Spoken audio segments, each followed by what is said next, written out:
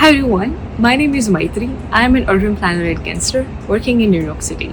To tackle the deficit of residential space, my hope will be to preserve existing housing stock which are already in good condition, at the same time redevelop the ones which are past the construction lifespan limit. Secondly, we need to find and create opportunities where we can provide more and more affordable housing units in the city. Lastly, with the help of zoning and land use policies, make sure all the new developments contain certain percentage of income regulated housing and communal facilities. In addition to this, to maintain social cohesion, we need to create social infrastructure such as community spaces, social spaces, recreation facilities, playgrounds for all age groups that can help maintain base quality of life. Secondly, we need to provide a mix of different apartment size units cohesively for all income groups that can help eliminate physical segregation in the cities. Lastly, we need to create one unbiased, standalone, governing land trust organization representing all income groups that can work collaboratively with government entities, policymakers, designers, planners, and decision makers to make sure residents' needs, demands, and aspirations are being considered. Thank you. I stand here in one of the apartments I live, and all around me I see a different reality unfolding. Many of the residents here once lived in that very neighborhood where a sense of belonging and togetherness flourished. But now they find themselves confined within these walls, disconnected from the ties they once cherished. As an urban planner, I think we have a responsibility to design cities that prioritize people over profit. It starts with engaging community we serve, listening to their needs, and ensuring their voices are heard. Addis Ababa can be a city that cherishes its past while nurturing a future that benefits everyone. Together we can build a city where every individual has the opportunity to thrive, no matter their income or background. Together let's shape a brighter future for Addis Ababa. I've recently experienced navigating the world as a minority. Having racial and religious beliefs which differ from those around me initially felt isolating, but it also made me realize the importance of embracing my unique identity through knowledge exchange. Because gaining confidence as a minority is not easy, community associations could facilitate meaningful engagements amongst Regent Park residents. These associations should have a specific portfolio targeted at educating and raising awareness around challenges faced by religious and ethnic minorities. Members of this portfolio should work with community members to drive cultural events such as food markets, which celebrate diversity. And these markets can also be avenues for showcasing art and various skills which could draw youths from Regent Park.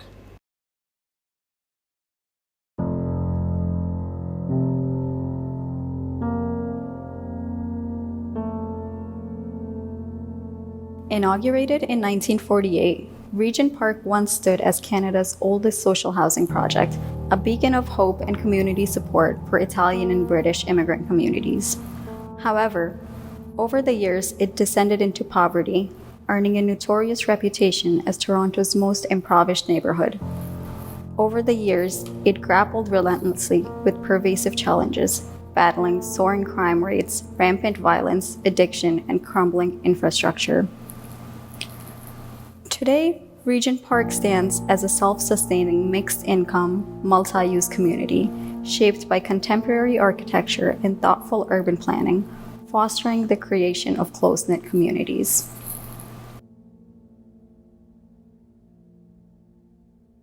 Mi nombre es Brenda González.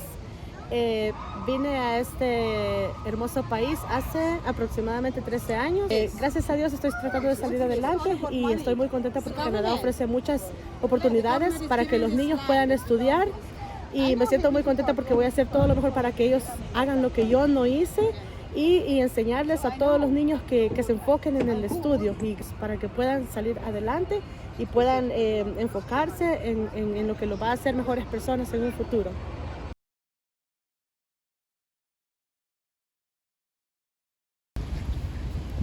If Regent Park was a meal, it would be a sweet crepe. A crepe that represents the world, a crepe that represents not just this neighborhood, but every crepe that is cooked around the world. It would be sweet, it would have some Nutella, it would have some sugar, some butter. It would taste so sweet that anyone in the world can come and eat.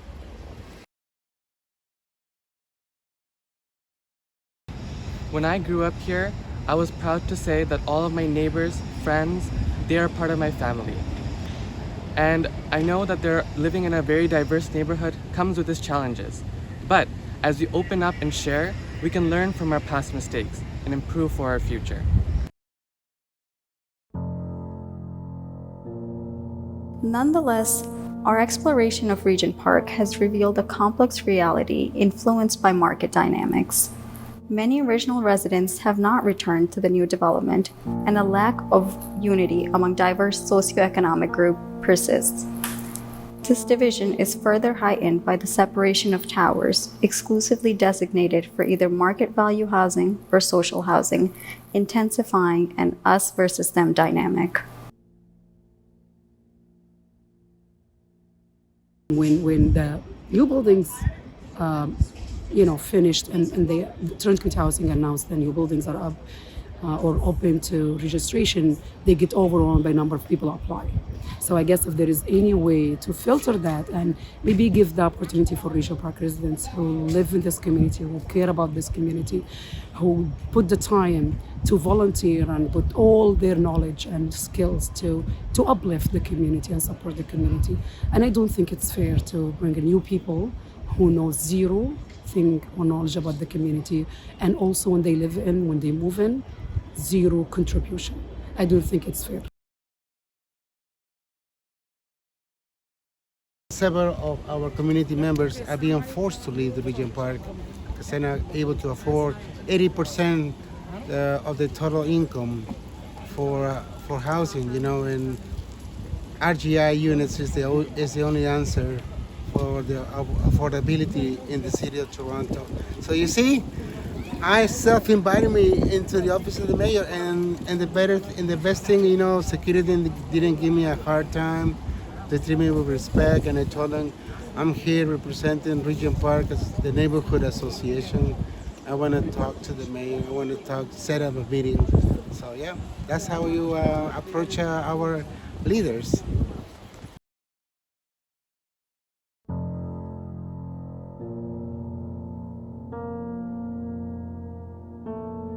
Smaller local businesses have not yet established themselves in Regent Park. So far, all I see are chain restaurants like Subways and Wendy's, or some posh restaurants and cafes catering to market residents with more expendable income. And that's no way to accommodate cultural exchange. We'd like to be sure some small grassroots businesses either start in Regent Park or move in from the periphery where they are now. So far, all we have are micro retail vendors that are only around in the summer, and we have the opportunity to have more permanent businesses in phases 4 and 5.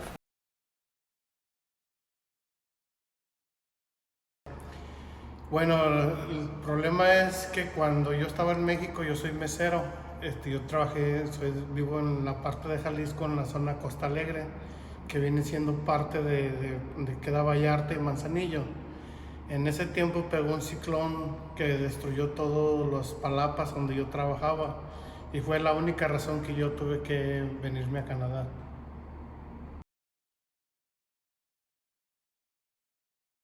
We are the workers working as the installation for the pipes and something ready for the community that the people are going to be staying over here. We are very proud for us, like they got a chance to do the work over here.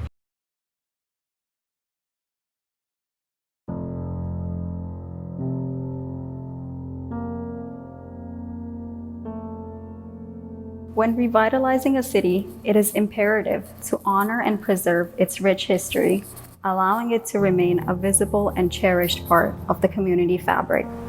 For every site holds a unique and valuable past, even if it was tragic.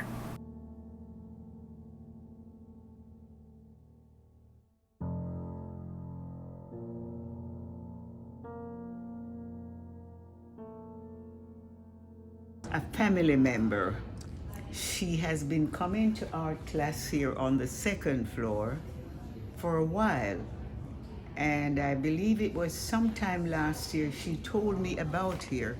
So I came for the second floor, as you know, art, and Daniel's Spectrum to observe, to communicate. And then from then on, I do not have to wait on her being here. I just take wheel-train. Again, I'm repeating, come, sit, do some writing, reading, and that's it. With, again, wheel-train, because to take the regular transportation is difficult.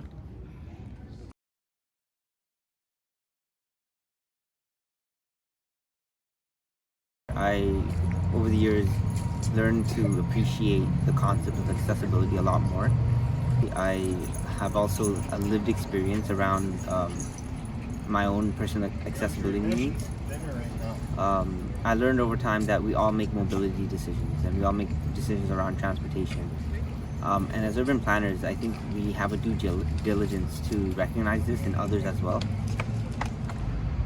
As an urban planner myself, I think it's my duty to learn about the ways in which people experience disabilities and the ways in which they make these decisions around access.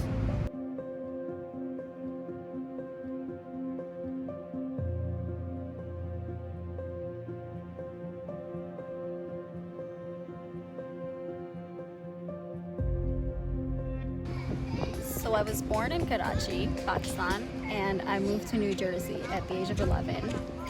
And I think that change from a chaotic developing city to the meticulously planned streets of New Jersey, that really opened my eyes to the diverse challenges and solutions that lie in urban planning. And that experience has truly shaped my perception as a planner.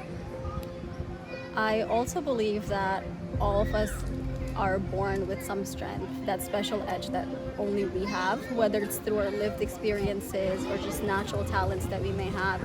And I think it's imperative and almost our responsibility to harness that and use that to foster the type of change we want to see in the world.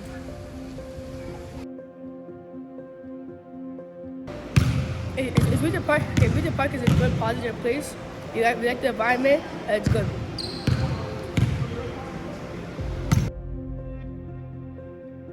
Hello, my name's Ahmed. I'm 11 years old. I want to become a professional soccer player. When I grow older, I really want to play in the Premier League or any top leagues like Bundesliga, Premier League, and Serie A, like all those leagues. So hopefully, if this video can get to a club, I will love an opportunity.